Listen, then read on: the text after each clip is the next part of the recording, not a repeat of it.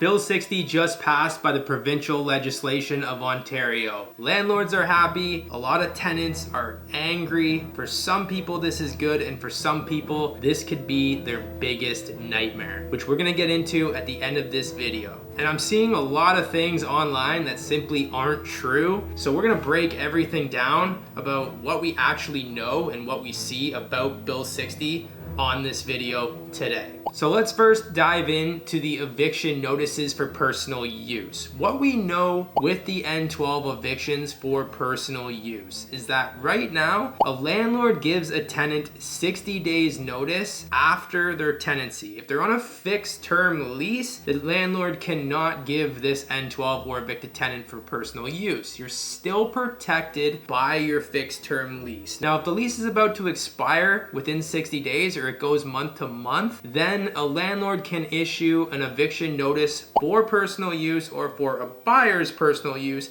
as you see on this N12 right here. Now, the changes that are being made to this N12 is that a landlord can still give 60 days notice for their personal use to move into the property for a buyer's personal use or any one of the family members on this list. And they pay 1 month's rent compensation to the tenant. Now, Bill 60 is saying that the new way that they're gonna do it is you can still issue 60 days notice to the tenant for personal use and pay the 1 month's rent compensation, or you can give the tenant 120 days notice and you don't pay any compensation at all. Now, there's a lot of people online that are saying right now that a landlord can just evict a tenant for any reason after the fixed term lease and they don't have to renew the fixed term lease. Now, it is true a landlord doesn't have to renew a fixed term lease, but it doesn't mean they can just evict a tenant for any reason. After the fixed term lease, the lease still goes month to month, and a landlord can't just say, hey, I want my property back, you have to get out. That's not true. They still can only do it through the landlord and tenant board for the reason of personal use or that buyer's personal use. You cannot just evict a tenant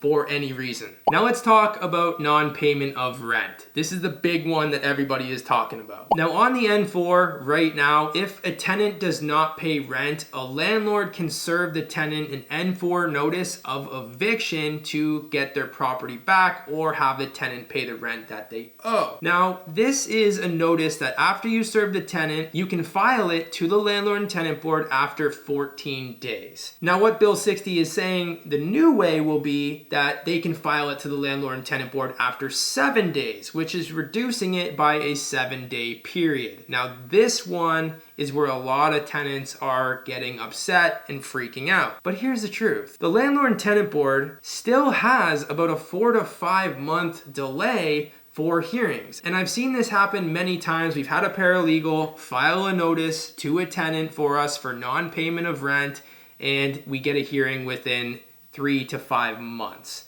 So it doesn't just mean that 7 days goes by and the tenant gets evicted. Now, the tenant can move out within those 7 days, but they still have their hearing, which could be 3, 4, 5 months. So it just shortens the period that the landlord can file to the landlord and tenant board by 7 days, which really isn't that big of a change. They still have to go to the landlord and tenant board to get the eviction or get the tenant to pay the rent. Now, I've also seen it where we've had paralegals file N4s for non-payment of rent to the tenant, and before the hearing, the tenant pays everything that they owe and it gets thrown in the garbage and there's no eviction. So if the tenant pays rent, really that 7-day period, it's not an issue. You can still go to the landlord and tenant board and you can still negotiate a payment plan or try to catch up on your arrears and make this work. So it's really just a 7-day difference. Now, I've also had a paralegal file what's called an N8 for us before. Now, this N8 is still something that is in play. And the N8 is a notice to the tenant that you give the tenant for consistently paying rent late. And we actually got a hearing for this notice previously, and what ended up happening was the tenant was always late on rent, and the adjudicator gave a notice to the tenant and they said that you have to pay rent on time every single month for a year straight, not a day late or a dollar short. Or the landlord can then file for an eviction and get his unit back. So basically what I'm saying is there's a lot of tenants that are getting upset right now with the changes on Bill 60, but it's just a 7-day period. A landlord can still file an N8. A landlord can still file an N4. And the delay on the landlord and tenant board hearing right now is still the same. You still get your hearing date. Now, the other thing within the Bill 60 is that a tenant can no longer go to the hearing and bring up new issues. Now, again, we've had it from this channel where a landlord filed an N4 notice of eviction. The tenant went to the hearing. They brought up a bunch of issues. It got thrown into the garbage and they had to start again. So the way that Bill 60 is now going to work is that the tenant has to bring up these issues prior to the hearing, and they also have to pay up to 50% of the rent arrears that they owe in order to bring up this case.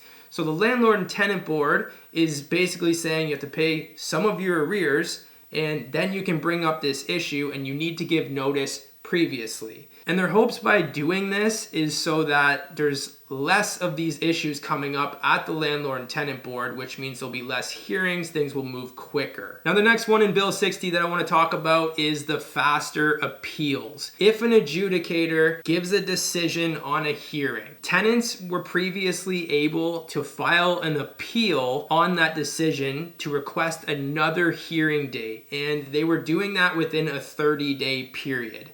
Now that period is within 15 days. If a tenant does not file the appeal within 15 days, then they can no longer appeal it at all. Bill 60 will also define what consistently late payment is. Now, I know that seems kind of confusing because it's like if it's not on the day of the month that the lease says, it's late. But believe it or not, at the landlord and tenant board, there was still arguments about this. So they're going to get a lot stricter on this and clearly define what late rent is. Bill 60 is also going to limit postponement of eviction orders. Now, when you go to the landlord and tenant board, we've seen this multiple times. You go to the landlord and tenant board, an eviction order happens, and then you still don't actually get that eviction for another couple months after that. So they're going to limit postponement of the eviction orders. We don't fully know what that's going to be. There's still a lot of things being ironed out, but that's one thing that they are going to do. Now, another thing that they're doing, which I personally think is really big, is they're hiring more sheriffs. There's always only been one sheriff. And we've seen this, again, a lot of times where if the sheriff has to come out after the eviction order, you then have to go pay the sheriff. And there was only one sheriff, which that could take anywhere up to 6 to 10 weeks after you pay the sheriff to go out to the property. So they're going to hire more sheriffs to speed this process up, which could also reduce the time that you, the landlord, get your unit back by a few months. Now, another big one is access to the landlord and tenant board decisions online. Bill 60 is saying that they are going to give access publicly for people to see the landlord and tenant board decisions online. Now, if you don't know, this already does exist on Open Room, but not all of the orders get posted on Open Room. But for Bill 60, hopefully they all go online. I think transparency is good for the landlord and the tenant. You as the tenant, if you're gonna go and rent a unit from a landlord, you're gonna wanna see if he's been a good landlord or if he's been a nightmare to other tenants. And vice versa, if you're the landlord, you're gonna wanna see if this tenant's been evicted for non-payment of rent, if they've caused damage to other people's properties. This is good for transparency. Now, as a real estate agent, I can tell you guys right now, I try to get tenants' properties sometimes for lease,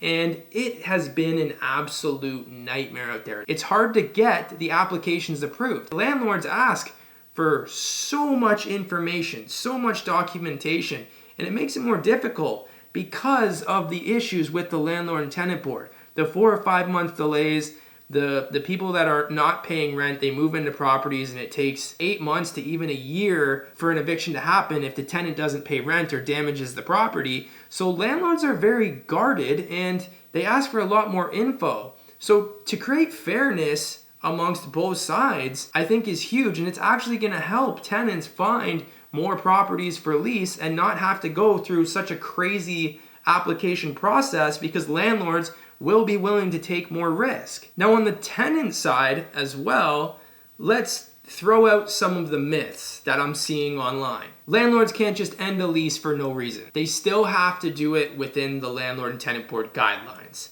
They still have to do it for personal use or a buyer's personal use. Rent control still exists. This was a very scary one, and I understand tenants were very concerned about this. A landlord cannot just at the end of the lease demand you to renew the lease for a year and demand that the rent price is going to just increase by $500, $600. They can't do that. That's a myth. So when I say Bill 60 could be somebody's worst nightmare, the real truth, in my opinion, is that it will be the biggest nightmare for bad tenants that are not paying any rent at all, for professional tenants that take landlords' properties with the intentions of not paying any rent at all.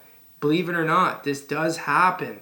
And for tenants that are damaging properties, this is going to be their worst nightmare too. And the truth is, it's going to shorten eviction time for them by a few months. The landlord and tenant board is still going to have its 3, 4, 5 month delay. There's just going to be quicker times for landlords to be able to file notices to the landlord and tenant board, and quicker time for the sheriff to get there, and a lot quicker landlord and tenant board decisions. Now, if you have a landlord and tenant board issue, you should consult a paralegal. If you need to learn more about this, I'm just sharing with you guys what we know about Bill 60 right now. And if you know anything else or you have anything that you would like to share, comment below. If this video helped, give it a like, subscribe, and I'll see you guys next time.